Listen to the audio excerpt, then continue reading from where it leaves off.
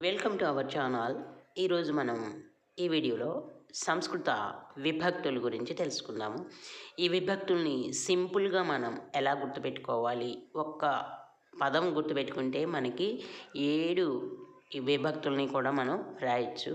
ఇంతకుముందు మనం రామ శబ్దానికి నేర్చుకున్నాం. ఇప్పుడు హరి, గురు శబ్దానికి నేర్చుకుందాం. ముందుగా ఒకసారి చదువుదాం, తర్వాత అర్థం తెలుసుకుందాం. ఆ తర్వాత దీనిలో ఉపయోగించే ట్రిక్ ఏంటో తెలుసుకుందాం అన్నమాట. హరి, హరి, హరయ ప్రథమా విభక్తి. హరిం, హరి, హరీన్ ద్వితీయా విభక్తి. హరిణా, హరిభ్యాం, హరిభిః తృతీయా విభక్తి. హరయే, హరిభ్యాం, హరిభ్యః చతుర్థీ విభక్తి.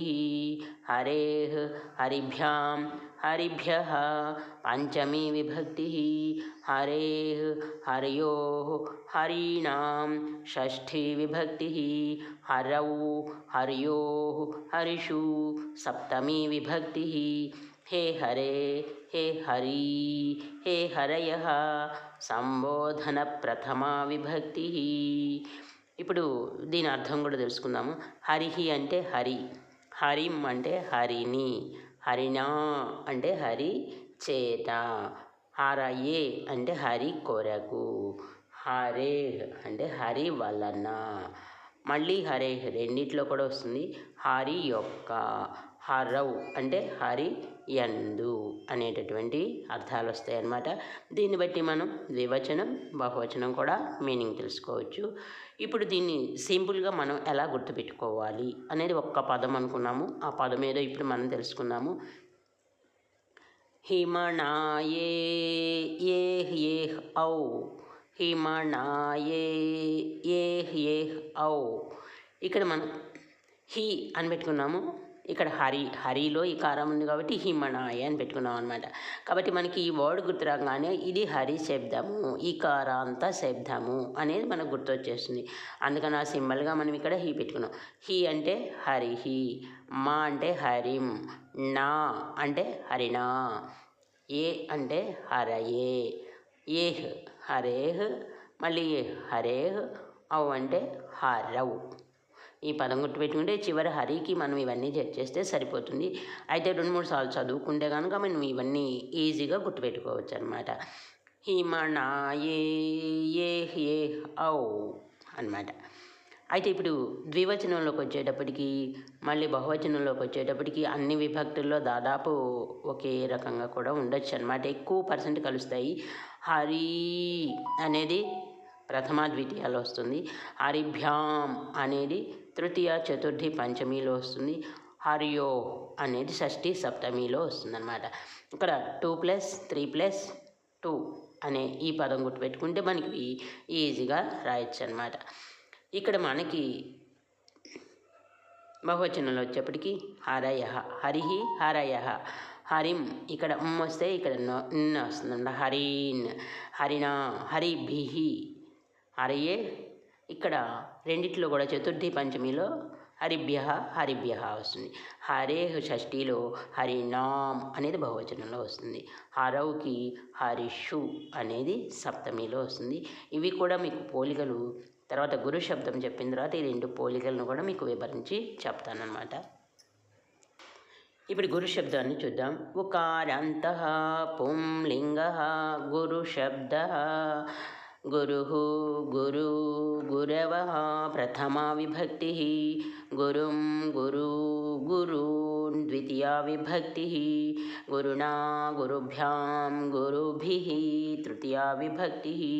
గురవే, గురుభ్యాం, గురుభ్యః చతుర్థీ విభక్తి. గురోః, గురుభ్యాం, గురుభ్యః పంచమీ విభక్తి. గురోః, గుర్వోః, గురుణాం షష్ఠీ విభక్తి. గురౌ, గుర్వోః, గురుషు సప్తమీ విభక్తి. ఇప్పుడు ఇవి ఇందాకట్లానే హరిహి, గురు అంటే గురు అంటే గురువు, గురుం అంటే గురుని, గురుణ అంటే గురువు చేత, ఇట్లా గురవే అంటే గురువు కొరకు, గురో అంటే గురువు వలన, తర్వాత గురోహ్ అంటే గురువు యొక్క, గుర్రవ్ అంటే గురువు యందు. అలాగే మనకి ద్వివచనం బహువచనం కూడా మీనింగ్స్ అర్థం చేసుకోవచ్చు. ఇప్పుడు దీనికి ఉన్న సింపుల్ ట్రిక్ ఏంటంటే హుమణ వే ఓహ్ ఓహ్ ఔ, హుమణ వే ఓహ్ ఓహ్ ఔ. హూ అంటే గురు ఉకారాంతం కాబట్టి మనం హూ పెట్టాం. ఇక్కడ ఇకారాంతం కాబట్టి హీ పెట్టాము, ఇక్కడ ఉకారాంతం కాబట్టి హూ పెట్టామన్నమాట. అంటే మనకి ఏ పదం అనేది ఈజీగా గుర్తుపెట్టడానికి. హూ వచ్చేటప్పటికి గురుహు, వచ్చేటప్పటికి గురుం, నా వచ్చేటప్పటికి గురునా, తర్వాత వే వచ్చేప్పటికి గురవే, ఓహ్ ఓహ్ గురోహ్ గురోహ్, ఔ అంటే గురవ్ అనేటటువంటిది మనకి ఇక్కడ ఈజీగా వచ్చేస్తుంది. ఇక్కడ మనకి చతుర్థిలో వే వచ్చింది, హరి శబ్దంలో ఏ వచ్చింది. దీనికి కూడా ఒక ట్రిక్, అదేంటంటే మనం గుర్తుపెట్టుకోవడానికి ఇక్కడ ఇకారాంత శబ్దం ఆ ప్లస్ ఈ అయితే ఏ అవుతుంది కాబట్టి ఏ వచ్చింది, హరయే.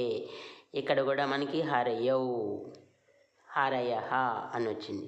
ఇక్కడ ఉకారాంత శబ్దం కాబట్టి ఆ ప్లస్ ఓ అవుతుందన్నమాట. అందుకని ఇక్కడ వహ, గురవహ, గురవే, గురవోహ్ అని వచ్చింది. ఆ ట్రిక్ గుర్తుపెట్టుకుంటే మనం ఇవి కూడా ఈజీగా రాసేసేయచ్చు. ఇంకా సేమ్ మొత్తం అన్నీ కూడా ఒకే రకంగా ఉంటాయి. ఆ చిన్న 2 ట్రిక్స్ గుర్తుపెట్టుకుంటే మనం మొత్తం ఒకే రకంగా ఉంటుందన్నమాట. మనకు అందుకు ముందు అకారాంత శబ్దంలో నేర్చుకున్నాం. హమనాయే,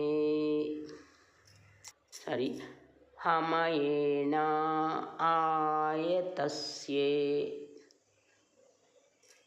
ఈ పదం గుర్తుపెట్టుకుంటే రామశబ్దాన్ని అని మనం ఇంతకుముందు నేర్చుకున్నాం అన్నమాట.